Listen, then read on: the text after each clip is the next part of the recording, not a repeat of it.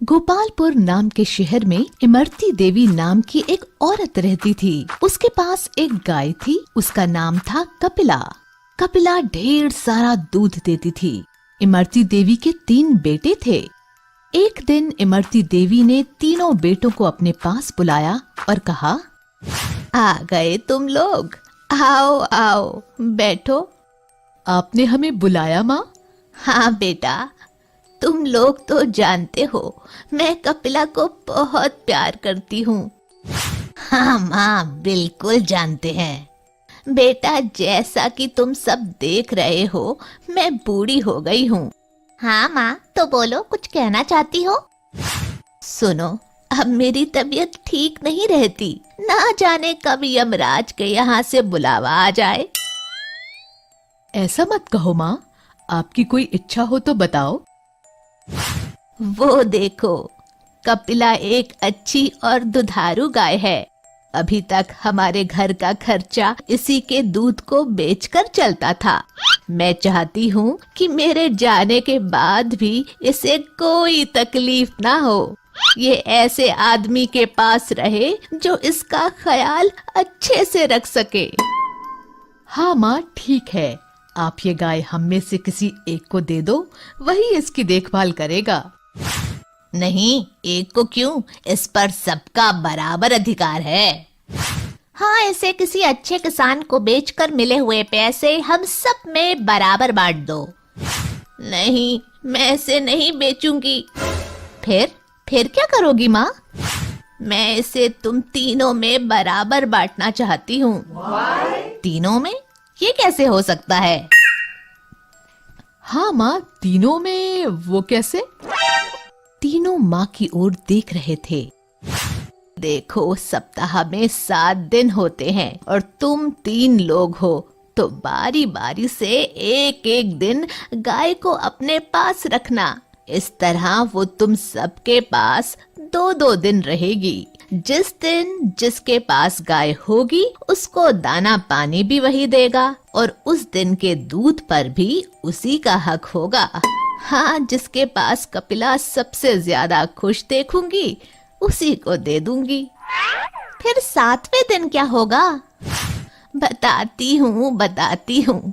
7वें दिन कपिला को मंदिर के पुजारी जी के घर में भिजवा दिया करो, जिससे वहाँ के दूध की खीर बनाकर ठाकुर जी को भोग लगाया जा सके।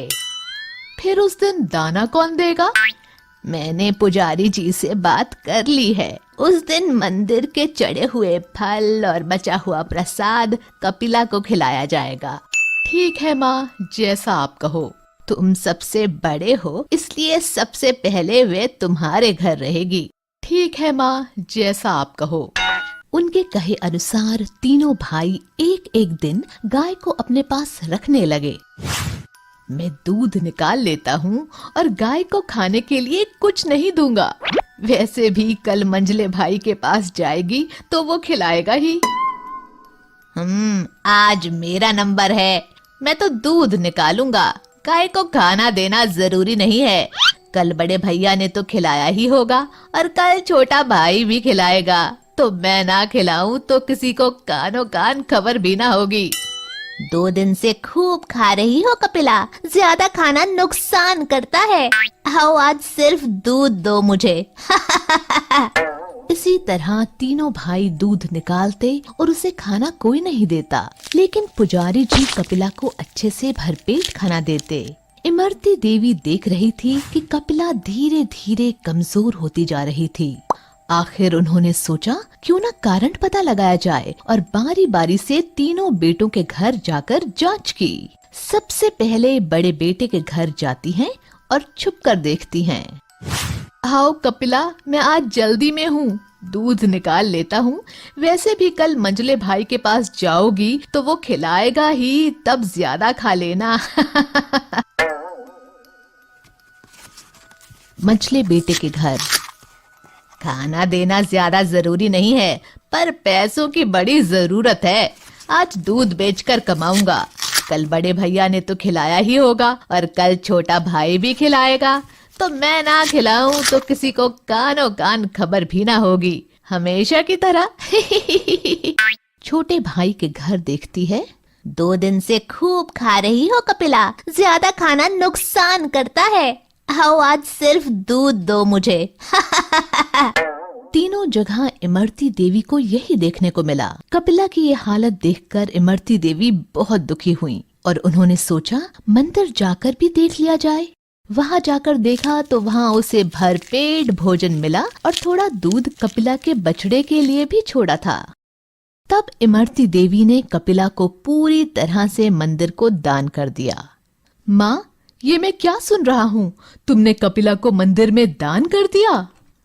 हाँ माँ, हमें बताना भी जरूरी नहीं समझा? कम से कम एक बार पूछना तो था। मुझे किसी से नहीं पूछना। मैंने तुम तीनों को देखा है दूध निकाल कर रखते हुए। किसी को भी कपिला के खाने की फिक्र नहीं थी। वो अगर अब तक जिंदा थी तो मंदिर के खाने की दम पर। इसलिए अब उस पर पुजारी जी का ही हक है। इतना सुनकर तीनों ने शर्म से सिर झुका लिया। हमें माफ कर दो माँ, हमसे गलती हो गई। अब कभी दोबारा ऐसा नहीं होगा। नहीं, अब मुझे किसी पर भरोसा नहीं है। मैंने तुम तीनों को मौका दिया था, पर तुम लोगों ने स्वार्थ और लालच में उसे गंवा दिया। अब मैं फैसला कर चुकी हूँ। कपिला की रस्सी पुजारी जी को पकड़ाते हुए, ये लीजिए पुजारी जी, आज से कपिला आपकी हुई, इसका ध्यान रखना। शिक्षा: हमें स्वार्थ और लालच में आकर अपना फर्ज नहीं भूलना चाहिए।